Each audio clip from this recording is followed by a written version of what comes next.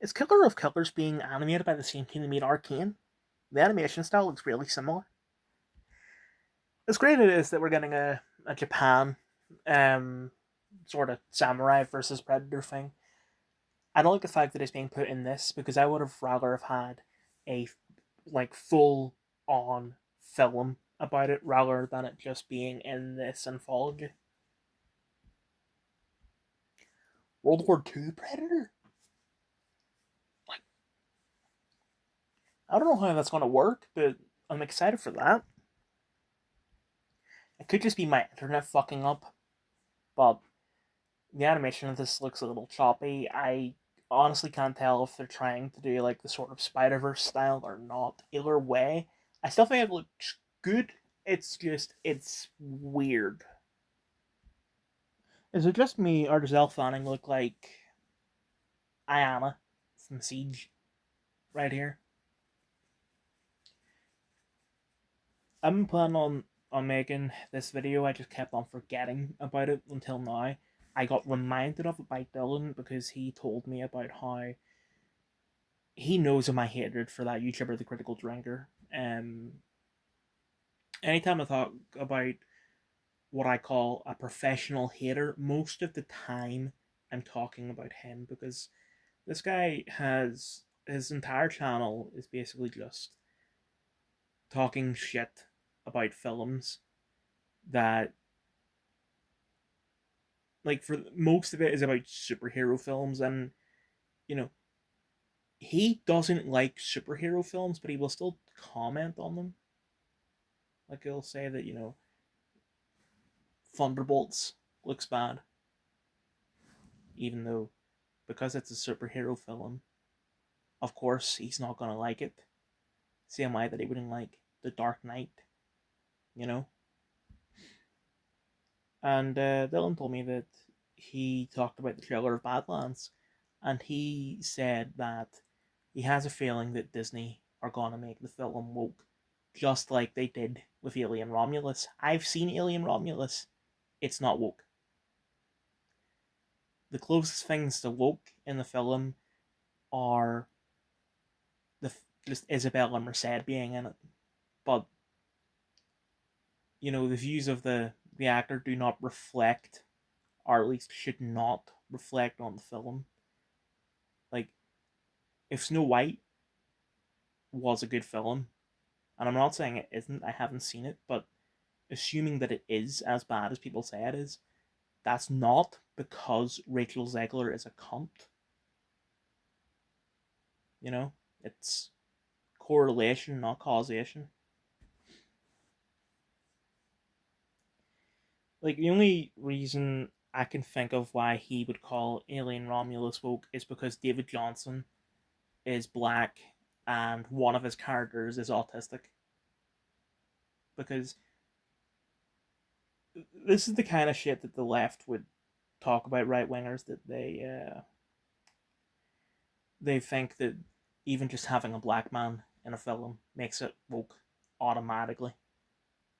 But I would like to sit here and say that that's not what we are like, but unfortunately, because of pricks like him, it is. So, Alien Romulus is not woke. This film so far does not look woke, but actually, I thought there was more to it than that. Um, we're not going to know for sure until the film comes out. Um, Also, there was something at the start of the trailer that was like,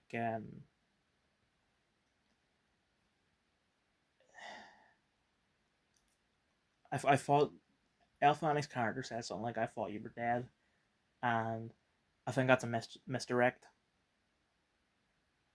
I think that that's been put there at the very start of the trailer intentionally to make people think that someone is going to come back, whether it be a predator from one of the previous films or a character from one of the previous films. I don't think that's what's going to happen. I think that when you watch the film, the character that Elle Fanning thought was dead is someone else that's in the film. You know, I don't know any of the other actors that will be in the film, but let's just say that I don't know Dylan O'Brien will be in the film. Just talking about Dylan O'Brien's character, so it's a misdirect. This is why I say that you cannot like 100% say that something is good or bad based solely on the trailer, because sometimes the trailers can be tricky.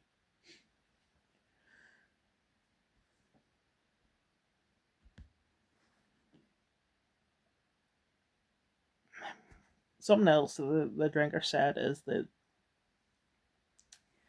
they made Alien in 1979 and it looks amazing, which that is true. Alien, the first Alien film, is amazing when it comes to the look of the xenomorph. But then you've this, which how does a film from 46 years ago look better than a film from now? I'm not saying that this looks better than the original Alien, but this does not look bad at all. Like, there's literally nothing wrong with it. To be clear, there's a difference between there being nothing wrong with it and it being perfect. I can't explain that difference, but it's there. I was a little bit confused about whether or not there was a new Mission Impossible trailer, because the only way that I discover new trailers, if it's being posted about on Instagram or one of my friends is talking about it. I go to the cinema all the time, but they are really, really slow when it comes to playing trailers for new movies. Like, they'll play newer trailers, like, at the front desk, like, just when you enter the cinema. But I'm not there I'm not there for long. Most of the time, I'm either just grabbing my food and going, or I'm just going straight to the fucking screen. When it comes to the actual screen itself, when they're playing trailers, a lot of the time it's old trailers.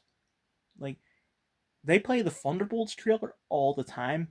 They have, as far as I've seen, they have not played the Fantastic Four trailer once in the actual screen, but they have definitely played it at least once outside the screen. And it's the same with Mission Impossible, because there was the older trailer, the first trailer, as far as I know, that I did a video on. They play that all the time in the cinema, in the screens. And then when I was walking out of Sinners, I noticed they were playing the trailer for Mission Impossible. But it looked different. There seemed to be some things in it that weren't in the first trailer. Like, some sort of, I don't know, like dust everywhere or something. And I don't mean like the dust storm from Ghost Protocol. Like, it looks like there's been an explosion and it's the aftermath of the explosion. So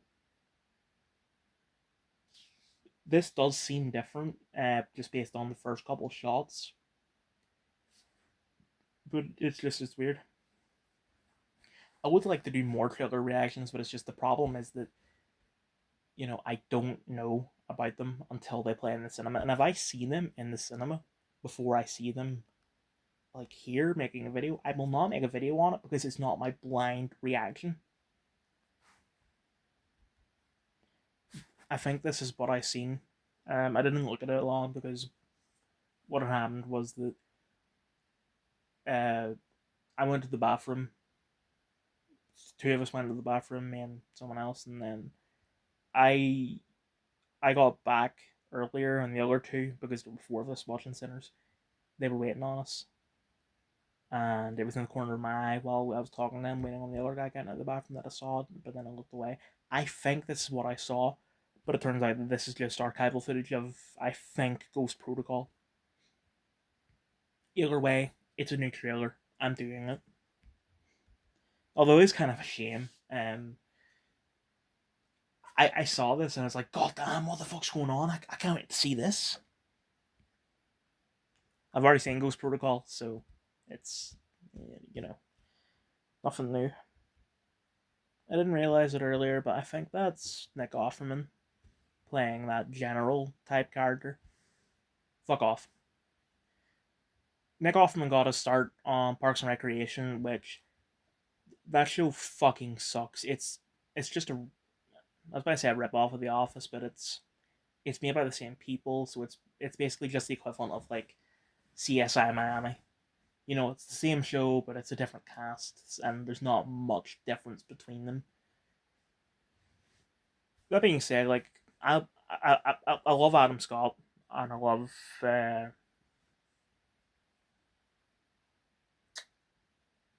shit Sonic's voice actor, Ben Schwartz, all of those two. But Nick Offerman, like he did Ron Swanson, which as much as I hate Parks, I think Ron is funny, even though it's a case of left wingers trying to make fun of something they don't understand.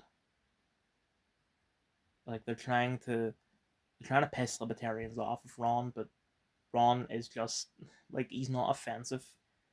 If anything, he's sort of like the messiah of libertarians. And then small roles here and there, and then he did The Last of Us, and they made a whole episode about Bill for whatever reason, and they made him gay because, God forbid, there be a straight character.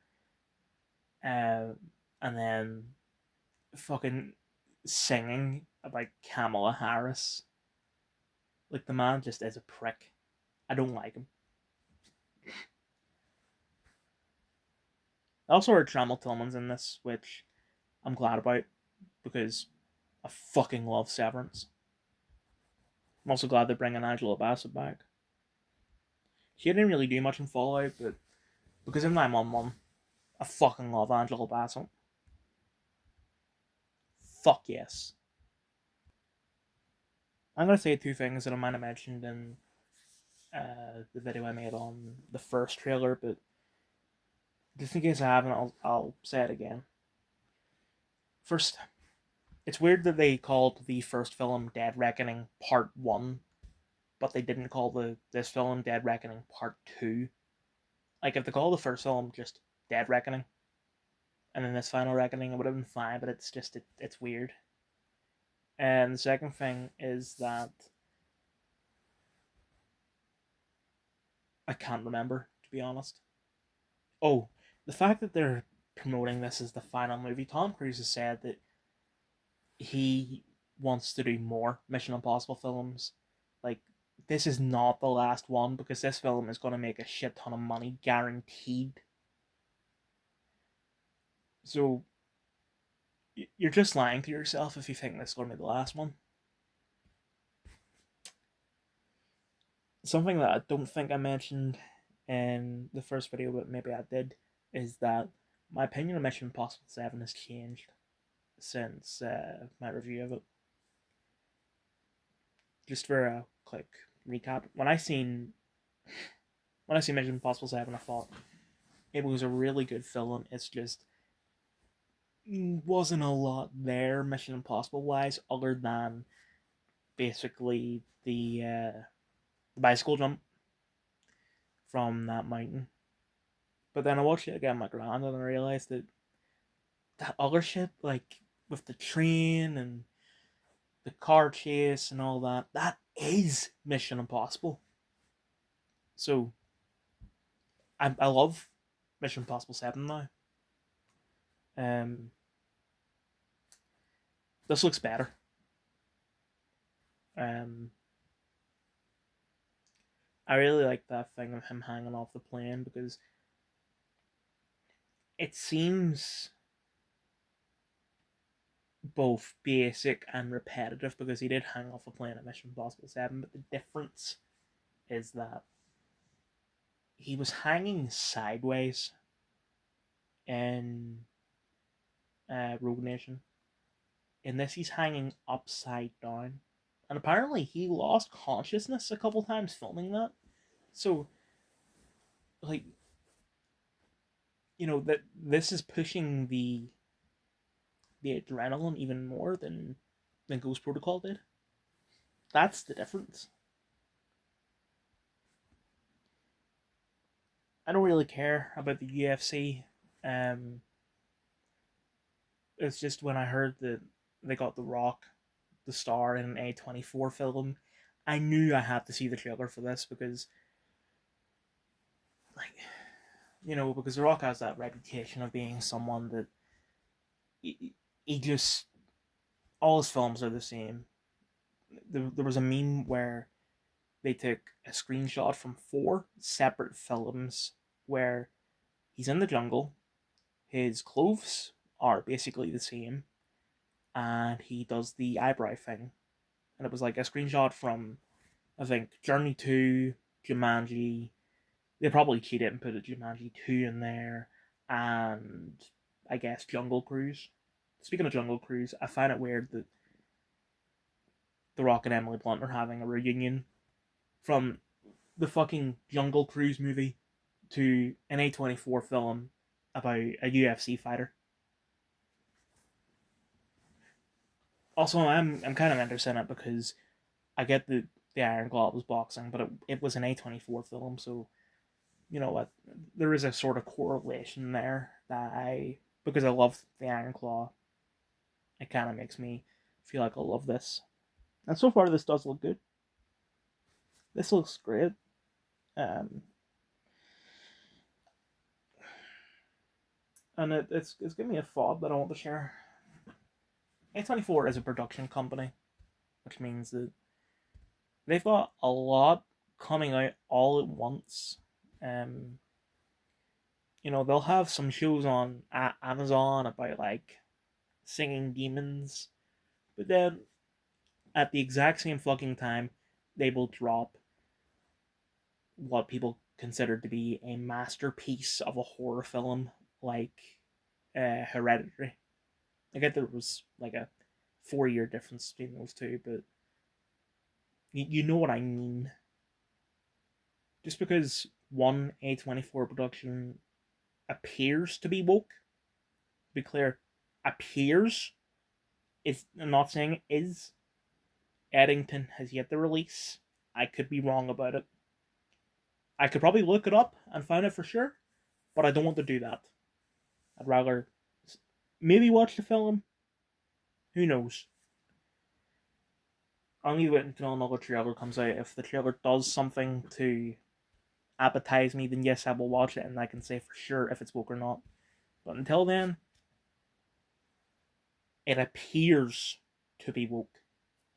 And you'll have something that appears to be woke like that, but then at the same time, you have something that looks really good like this. Now You See Me 2 came out when I was 11 years old. I didn't see it in cinema, but I seen it not long after, along with the first film. Um, I loved them at the time, and they even went as far as to say that the twist at the end of the first film, that Mark Ruffalo's character is actually one of the magicians.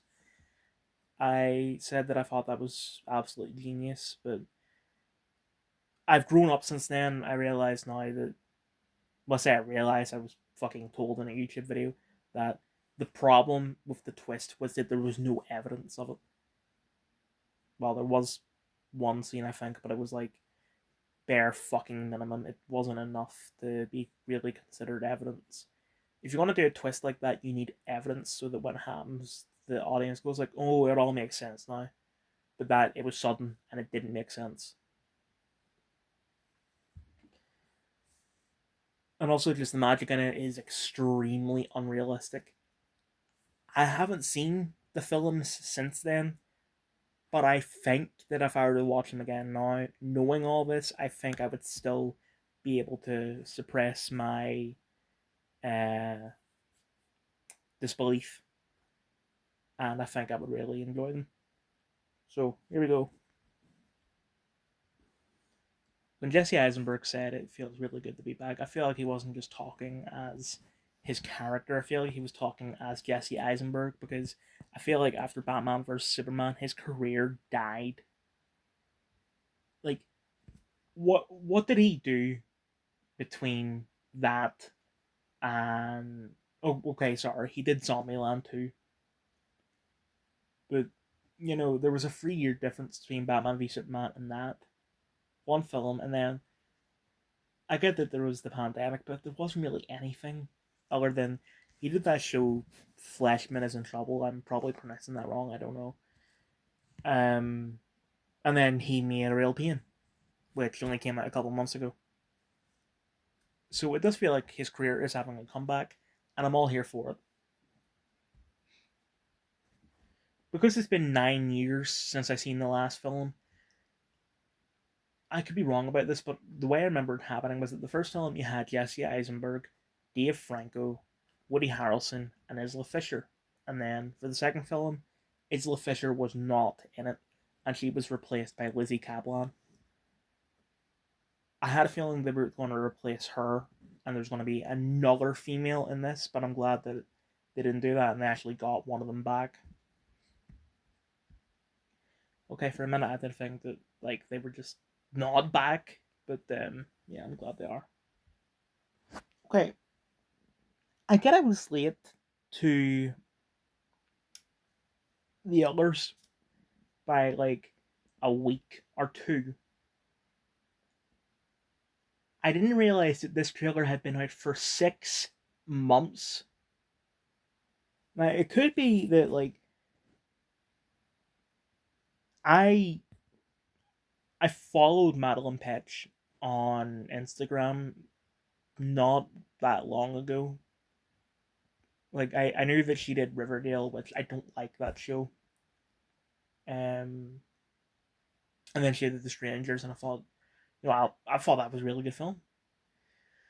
So I gave her a follow, and I know that she posted about the trailer, or maybe not the trailer, but she posted about the film. So I thought, okay, maybe there's a trailer out, but then I kept on forgetting. But 6 months, what the fuck?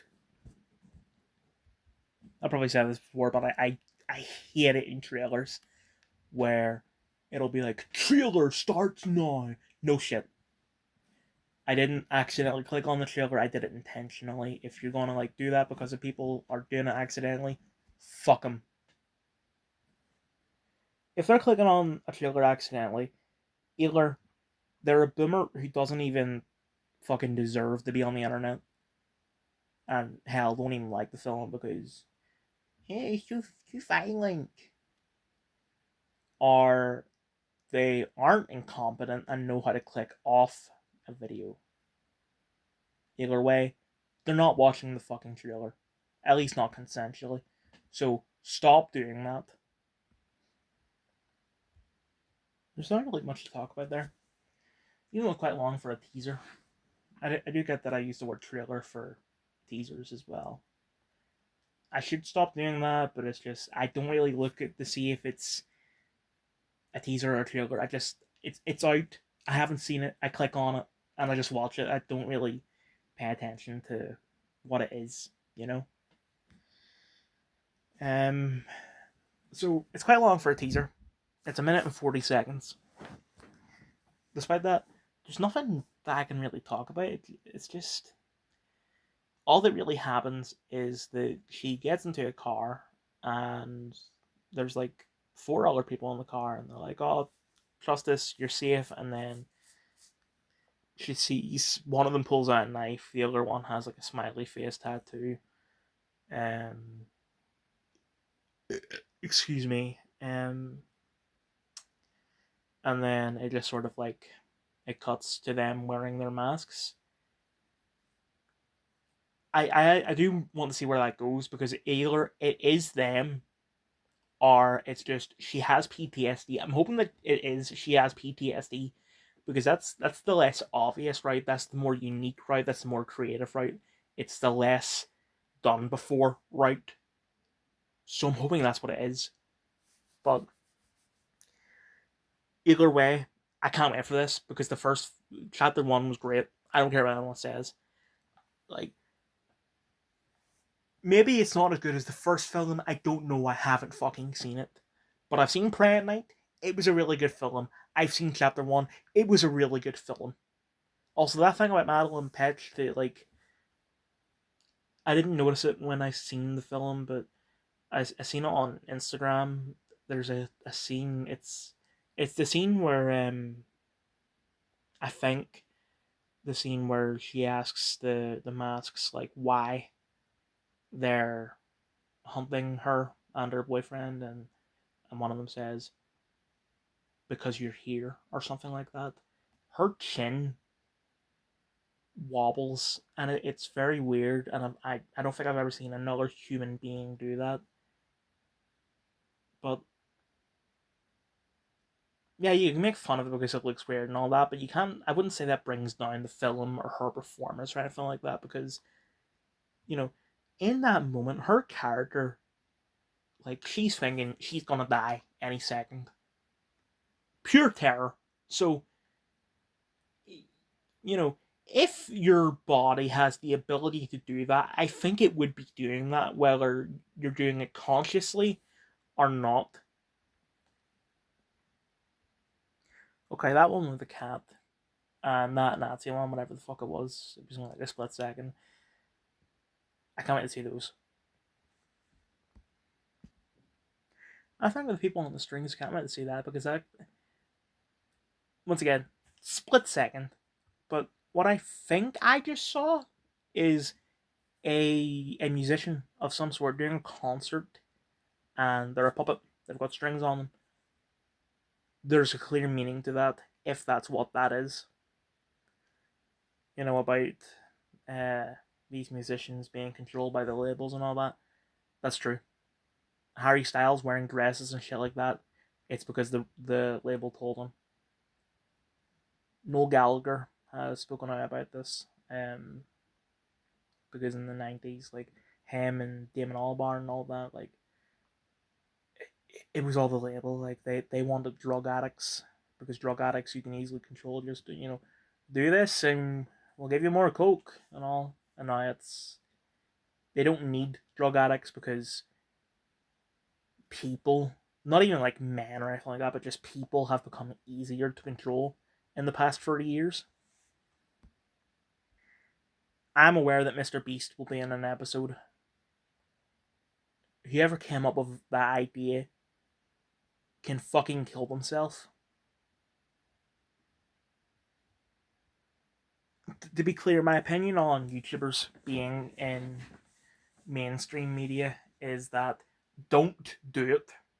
There should always be a disconnect between the online, like, world and the real world. So, you know, I wouldn't call someone like him a celebrity, even though hundreds of millions of people know who he is and love him. He's an e-celebrity, because there's a difference. You know, he got famous just from donating a bunch of money to people and then copying Squid Game and shit like that. Whereas you'll have someone like, I'll use David Fincher as an example because he created the show. You know, he directed a fucking Alien movie, then went to direct on some extremely based movies like Fight Club and Gone Girl. You know, there's a difference. One has put in a lot more effort. So, also, just 99% of the time, it's extremely cringe, and I just think, like, if you're gonna try to do both YouTube and acting, it never works out. Like, Will Smith, does he really do anything on his YouTube channel anymore? No. Does Jack Black do anything on his YouTube channel anymore? No. But take someone who, I mean, he's not an actor, but take someone like Justin Bieber or Shawn Mendes. They got their start on YouTube. They were just doing covers and shit like that. And then they got discovered, and then they stopped uploading YouTube videos. Yeah, the label will upload like music videos and shit like that for their songs, but it's not the same. Zach Hadel is also a really good example, and this is the last example that I'll do, because I don't want to repeat myself. And there's a difference between me talking about those musicians and me talking about Zach. There hasn't been an upload on the Psychic Pebbles channel since like 2021, I think. And even then, it was just a podcast. Like, the last proper video was a very, very long time ago. Yeah, he still does, like, Oni plays and shit, but it's not his channel. And it's just, he's just playing games. Like, it's not really. So, do one or do the other. You can't do both, and you shouldn't do both. It's not right, you know? I don't know if this is related to that episode from season. It was the other 2 or 3, I can't remember, where it was like mini zombies. Unpopular opinion, but I thought that episode was pretty good, so I'll comment for this. One more thing I want to mention about Mr. Beast. When it comes to festivals, he wanted to do the right thing because he said, you have all these big chocolate brands. We'll just take Hershey as the example because he's an American. There's a lot of unhealthy, and I get that it's chocolate. It's unhealthy by default, but there's a lot of shit that's in there unnecessarily. Sorry about that. So there's a lot of ingredients in Hershey's and other major chocolate bars that they don't need to be there. Like, it's all chemicals and shit. And I'm just gonna call him Jimmy. I don't like calling YouTubers by their YouTube name. He thought, I'll make something it's as healthy as it can be. And because he's Mr. Beast, people will buy it. So, it's guaranteed to be a success in his mind. So, the thought was there. It's just, there was a reason why Hershey's and all that use bad products. Or not.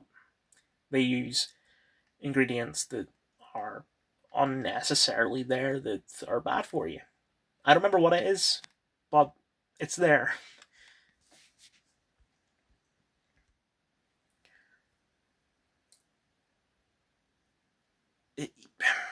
He doesn't even sound like he has the ability to voice act. This is like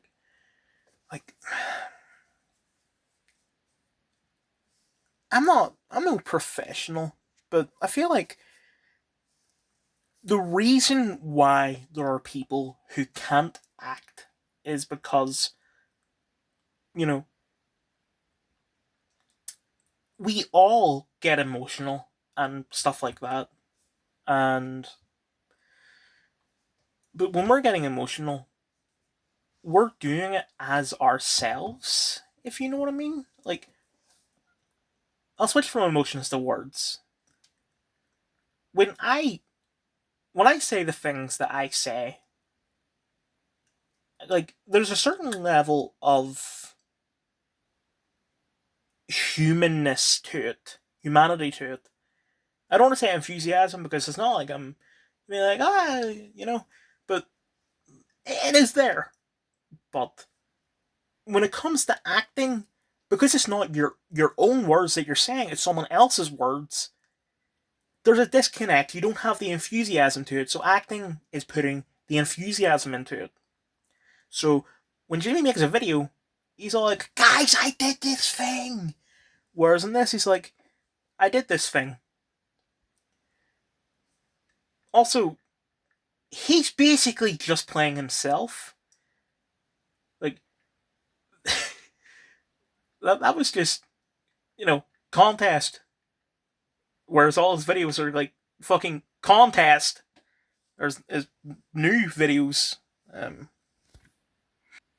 The fact that they've listed him above real actors like Amy Sedaris and Chris Parnell is just like a fucking spit in the face. Yeah, he's the most famous one amongst the fucking Zoomers who most of them aren't even gonna watch the show. It's a big show, but it's not mainstream, and the people that watch him, they only watch things that are in the mainstream. Also, fuck John Oliver.